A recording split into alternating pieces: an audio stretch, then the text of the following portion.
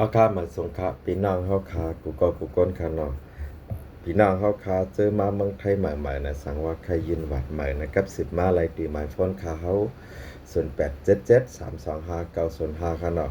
อันโหลเจ้าตื้อตาได้ยินหวัดใหม่ในเนี่ยโหลมัดปงตีนหน้าลังแหแคบหางเครื่องโตแหหมายพ้องกับ10ไร่นะคะเนาะตั้งเฮาคา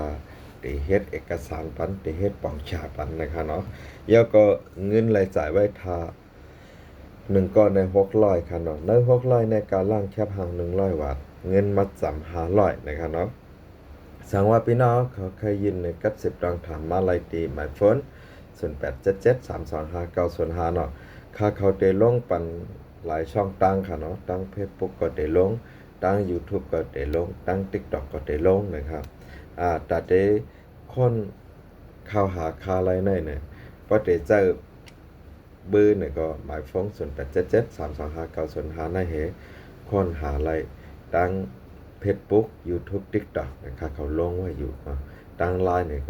ก็เป็นไลน์เนี่ยเดลเซตปันตีตัวหนึ่งนะครับเนาะอยู่ที่ส่วนตัวเขาเหตุการณ์บรรพบริษัทกล่องมณี55พาสปอร์ตวีซ่าว่าพ่อเมกจำกัดไว้วางเจออะไรโหปากเต็มค่ะเนาะบริษัทอันนั้น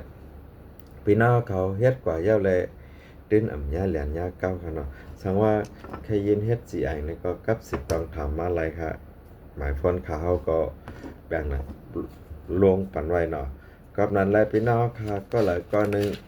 สั่งว่ามาเมืองไทยเมื่อหาตีไว้วางใจอ่ำไรป้อยุ่มนะเนาะป้อยุ่มแล้วก็กับ10ต้องถามมาโดยไล่ซึ่งคือกอลีนะตอนตาเฮาค่ะได้ฮับตอนพี่น้องกูเจ้าคือเจออยู่กรุงเทพเลยหิมห้อมเนาะเฮาค่ะฮับเฮ็ดปันไรเจอมีบาดใหม่ใครใหญ่เจ้านายเจอเจ้าก็เจอเนี่ยก็ฮับไรเจอเฮ็ดบาดใหม่ใครมาเฮ็ดพาสปอร์ตสีเขียวจีไอที่กรุงเทพเนี่ยก็ฮับไรเนาะอยู่ที่ส่วนตัวข้าก็อยู่ที่เฮือนที่เย่เหยก็เหตุการณ์ปันบริษัทกองมณี55นะกองมณี55เนี่ยเขาก็โดยตั้งเว็บไซต์ก็มีลงไว้ค่ะเนาะเข้ามาโดยตั้ง Facebook YouTube จากก็เจ้าไหนก็เขาขาลงไว้ค่ะเนาะกำนำได้พอเขาโดยตั้งเว็บไซต์แล้วมันติดเลยเขียนในอังกฤษทั้งหมดค่ะเนาะเดี๋ยวเลยเขียนว่าวีซ่าว่าพ่อเมกจำกัดนะเนาะ55วีซ่าว่าพ่อเมกจำกัดนะมันได้มีขึ้นมาค่ะเนาะกับนั้นแหละพี่น้องเฮาคามังเจอเนี่ยกลมยุ่มนะครับเนาะเฮาคาลงไว้ผ่านตั้งเว็บไซต์ก็ลงตั้ง Facebook YouTube ก็ลงตั้ง TikTok ก็ลงมานั่งตัวแดนเฮาคาตัวกงมันนี้เฮาคาเนี่ยก็ลงพอจอดพอเจเนาะกำนำก็พี่น้องเขาได้หันอยู่แต่เป็นพี่น้องไต้เนาะพี่น้องไต้ลงกันตั้งนำตั้งหลายนะกับนั้นแหละย้อนเอาวิดีโออันในเสลงปั่นกูซองตั้งนะสั่งว่ามาเมืองไทยเหมือฮู้แต่กว่ายินเฮ็ดวัดไว้ตีเลยนะส่วนตาตั้งคาได้เนาะส่วนตาตั้งคาได้ค่ะเนาะมันหนังคาลัดกว่านั้นเนาะค่ะกาขันมันก็กาเนาะเยาก็อยู่ในฐานะ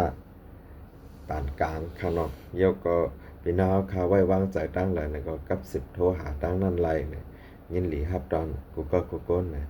ย้อนอยู่ดีในวิดีโอหัวในเห็นแล้วผักลัดในปันพิธีไก่น้องที่จำระดับคนดังนำค่ะเนาะ